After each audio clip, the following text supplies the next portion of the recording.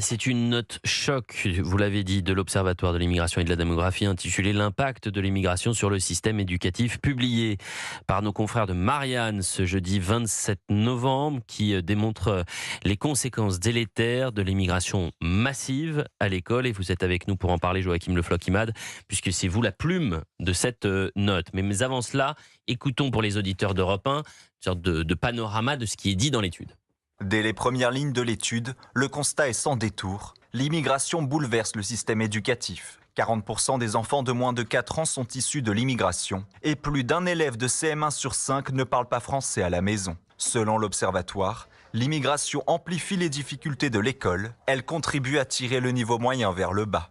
Par exemple, les élèves issus de l'immigration rencontrent davantage de difficultés en mathématiques. L'écart atteint en moyenne 47 points entre élèves autochtones, c'est-à-dire nés en France et dont les parents sont également nés en France, et les enfants d'immigrés, et jusqu'à 60 points avec les élèves immigrés, l'équivalent d'un an et demi de scolarité. Ces retards scolaires se traduisent ensuite par des parcours plus difficiles. Près de 24% des enfants d'immigrés ne terminent pas leurs études initiales, contre 13% des Français sans ascendance migratoire. En moyenne, les immigrés ou descendants d'immigrés redoublent davantage, accèdent moins souvent au lycée général et ont un niveau de diplôme inférieur. Et au-delà des difficultés scolaires, l'étude souligne que ces inégalités s'accompagnent de tensions sociales et identitaires au sein des établissements. Plus d'1 millier de mineurs sont fichés pour islamisme. 38% des élèves musulmans refusent de condamner totalement l'assassinat de Dominique Bernard. Et 81% des lycéens musulmans jugent injustifié de montrer en classe des dessins caricaturant les religions. L'Observatoire préconise donc de réduire drastiquement les flux migratoires et de mettre en œuvre des politiques éducatives de rupture. On sait à quel point Joachim Le Floch-Imad, et on l'a vu d'ailleurs rien qu'hier soir dans le complément d'enquête, que de lier la question d'une partie de l'immigration à l'insécurité et la délinquance, c'est un tabou. Mais alors là, vous allez sur le tabou des tabous des tabous, qui est la question de l'école et de l'impact de l'immigration à l'école. C'est un travail de combien de temps que vous avez pris ? 2 ans, je dirais, parce qu'il y a énormément de données en fait qui sont accessibles dans les rapports de l'OCDE, dans les statistiques du ministère. Sauf que ces données, elles sont bien souvent frappées d'occultation, voire de dénégation agressive de la part de gens qui prennent plaisir manifestement à nier la réalité que les professeurs voient et que les professeurs vivent. Et je pense que l'immigration est l'un de ces sujets particulièrement inflammables.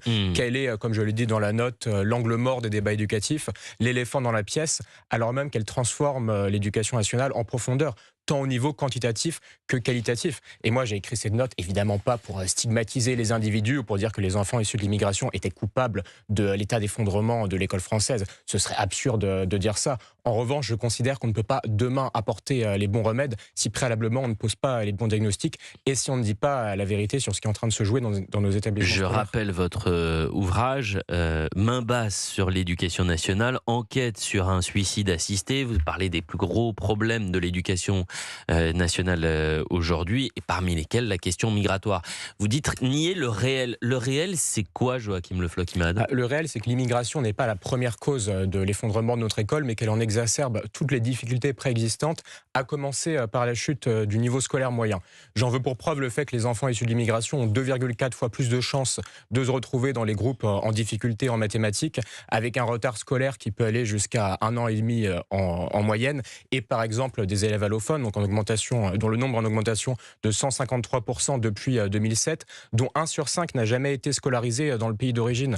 Donc forcément, tout ça a des conséquences tant au niveau macro, avec le recul de la France dans les classements internationaux, qu'au niveau micro, avec un taux de redoublement plus précoce et un niveau de diplôme moindre à la fin. Maintenant, ça ne veut pas dire évidemment qu'il n'y a pas des jeunes issus de l'immigration qui se battent, qui réussissent, qu'il n'y a pas des trajectoires de surréussite scolaire. Je parle par exemple dans l'étude de la trajectoire de la diaspora d'Asie du Sud-Est qui est largement supérieure à celle des Français d'ascendance française. Donc évidemment, il ne s'agit pas de nier ces réalités, mais il s'agit de montrer aussi l'envers du décor et de mettre en lumière des statistiques qu'on ne montre jamais. Vous avez des médias d'occultation. Le rapport a été publié par Marianne jeudi. Ça fait 48 heures qu'on devrait parler de ce sujet qui est un sujet essentiel.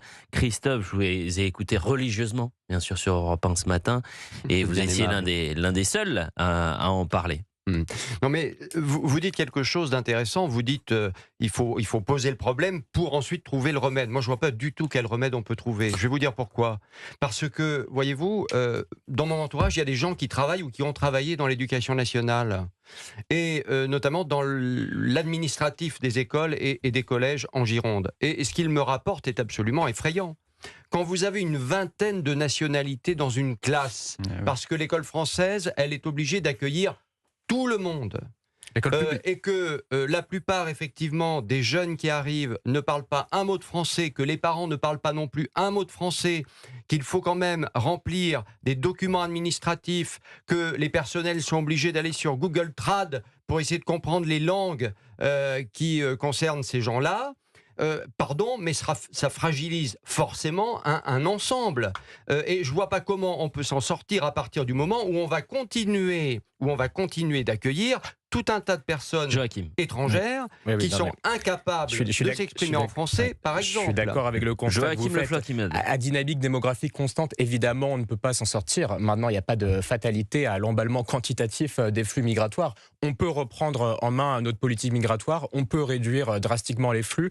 Ça permettrait de résoudre un défi politique et ça permettrait de mettre fin à une anomalie démocratique dans la mesure où 79% des Français veulent réduire les flux. Pardonnez-moi, mais il y a des pays autour de nous en Europe qui réussissent à réduire drastiquement le niveau d'immigration. Je vois pas pourquoi. Je ne pense pas que la France soit plus bête qu'eux. Je ne pense pas qu'il y ait de fatalité. Encore une fois, c'est pas une question de bêtise, c'est surtout une question de courage. Oui, question de courage. On peut réviser la Constitution, par exemple. Vincent est en direct avec nous et ça tombe bien puisque Vincent, qui est un auditeur d'Europe 1 averti, a lu votre ouvrage Joachim Le Floch-Imad, Main basse sur l'éducation nationale. Bonjour Vincent.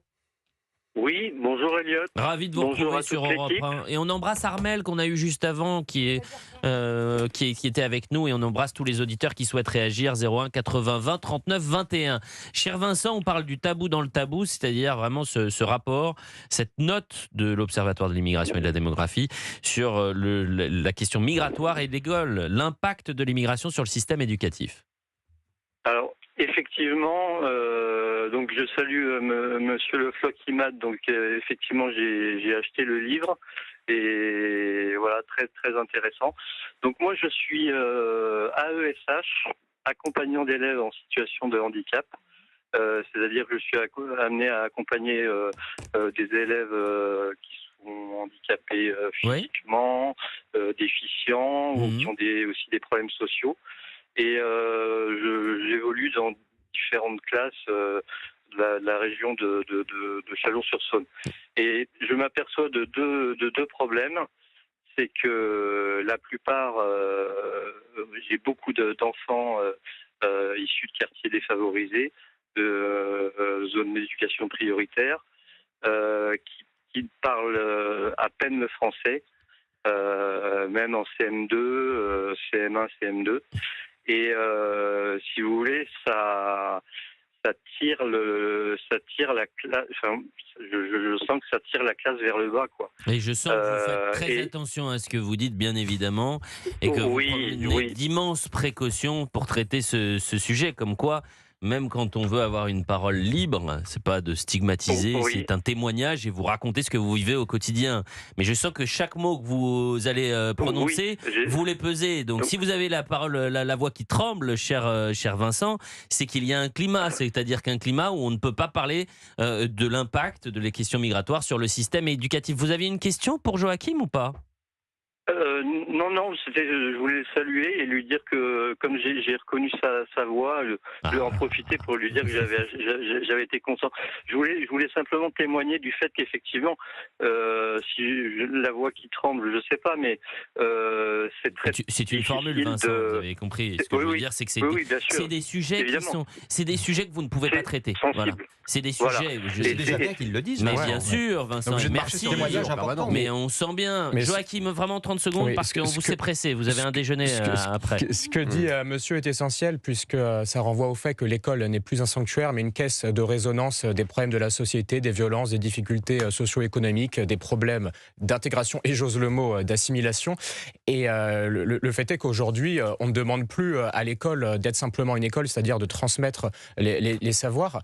On lui demande de prendre en charge à elle seule l'ensemble des problèmes de la société dans un état déjà extrêmement dégradé. Donc forcément, on ne peut pas s'en sortir de cette manière. Donc on se condamne à voir le niveau baisser et aussi à voir les problèmes, les tensions identitaires et religieuses exploser. Parce que ça aussi, c'est un autre impact de l'immigration dont je parle en profondeur dans la note. Main basse sur l'éducation nationale, enquête sur un suicide assisté, ça c'est votre livre, Joachim Le Floch-Imad. Et puis l'impact de l'immigration sur le système éducatif, c'est votre note qui a été publiée à l'Observatoire de l'immigration et de la démographie.